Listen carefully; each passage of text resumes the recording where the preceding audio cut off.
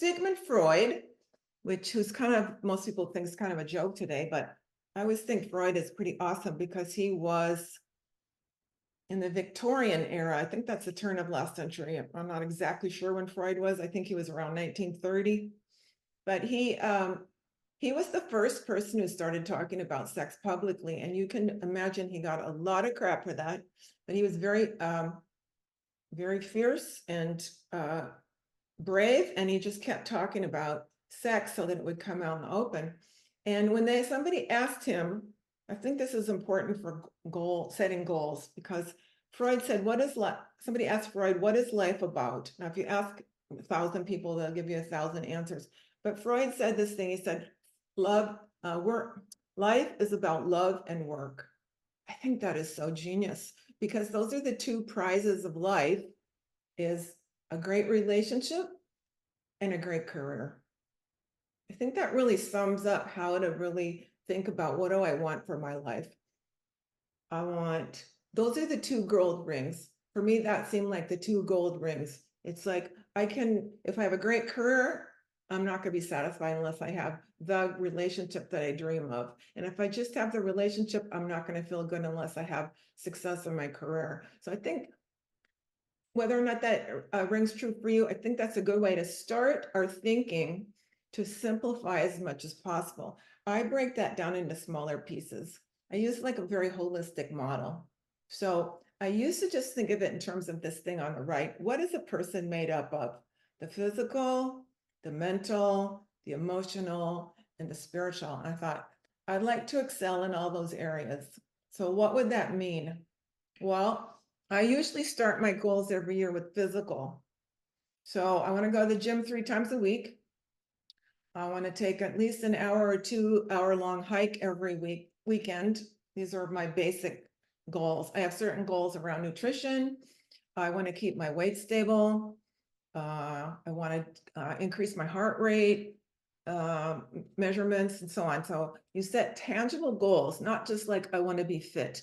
You have to break it down into, what specifically does that mean? Some people, 1 year I ran a marathon, and my goals for that year were different than they are for this year, because I'm never doing a marathon again, but I'm glad I did it. So what are your goals for this year? Break it down very specifically so you can measure whether you're doing it or not.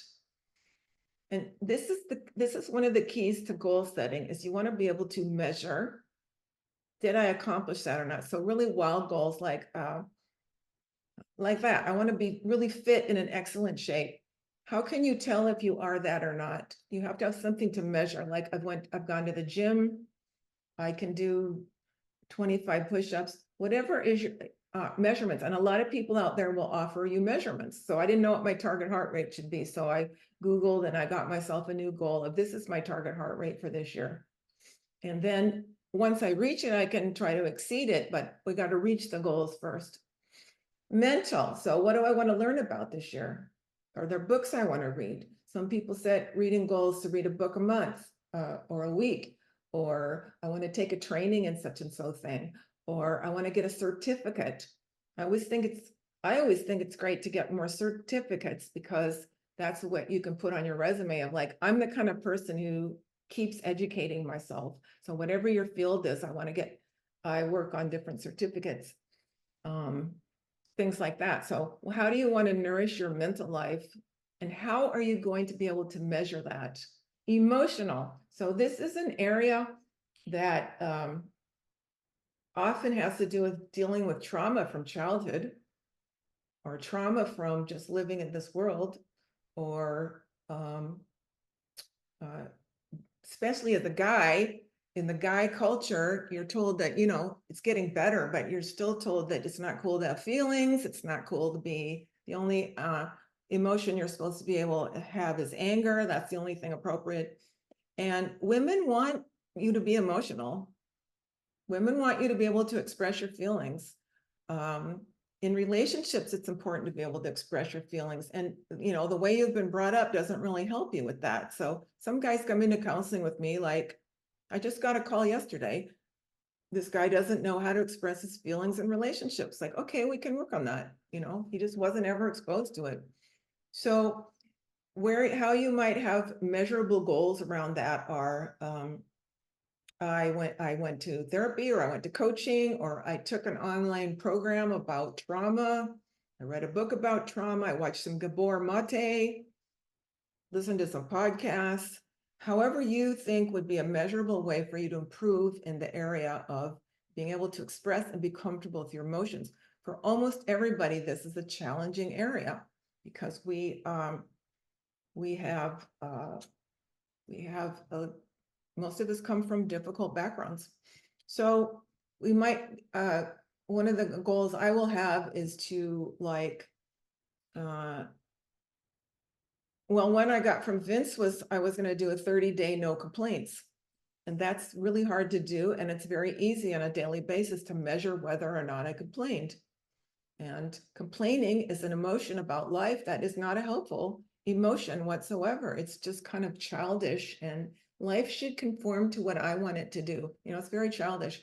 So that's one thing that a program I work is I'm gonna not complain today. Spiritual, whatever that means to you. So that might mean, for some people, that's going to church. For some people, it's getting out in nature. Could be meditating, could be reading some spiritual books, could be hanging out with spiritual people. It's whatever gives you a sense of meaning more than just your limited self. So there's some kind of meaning beyond myself, because if I'm the center of the universe, this is called narcissism. And it's like, there's me and I'm great, but I'm just a little small peanut here along with all the other peanuts, doing the best I can do to be me, but there is something more than myself. And whatever that is for you, that would be considered, in my opinion, spiritual.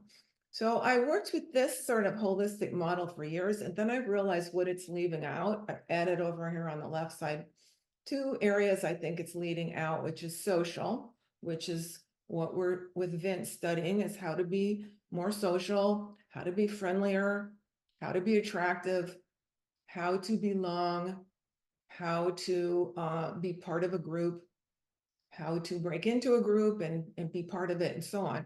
So social would be how to get along better at work. I know I used to have an attitude because I couldn't stand authority, and I needed to learn how to do that better, and so on. So whatever goals we have around social, it could be to get a girlfriend, it could be to, if you're not ready to get a girlfriend, it could be I want to date X number of people. I used to give myself goals around dating apps, where it's like, I may not feel like it, but I have to contact 10 people today. Whatever kind of measurable way you can see whether or not you're fulfilling your goals. I'm going to have to go to 2 events this week and approach 5 people. I used to do that because I didn't want to do it and I didn't have any way of measuring. So yeah, you can set up little games for yourself like that, but you have a way of finding out, am I getting better, instead of whatever your head thinks, because your head doesn't actually know if you're getting better or not. And then I put contribution, because I feel like if I don't have a goal around contribution, I'm not an island. I'm here in participating in this human experiment, and I want to make a difference. I want to make a little small difference in the world. So what's my contribution? I want to write books that are helping people. I want to do work that's helping people. I want to contribute to charities that I believe in. One of my mentors was Robert Kiyosaki, who wrote the Rich Dad books. And one thing he said is, you give to organizations that turn you on, what their kind of work they're doing in the world. So you think, what kind of work are people doing that really turns me on? Well, my personal contributions, I contribute to quite a few organizations, but one is Doctors Without Borders, because I like the way they give medical care without any caring about politics. They just help people.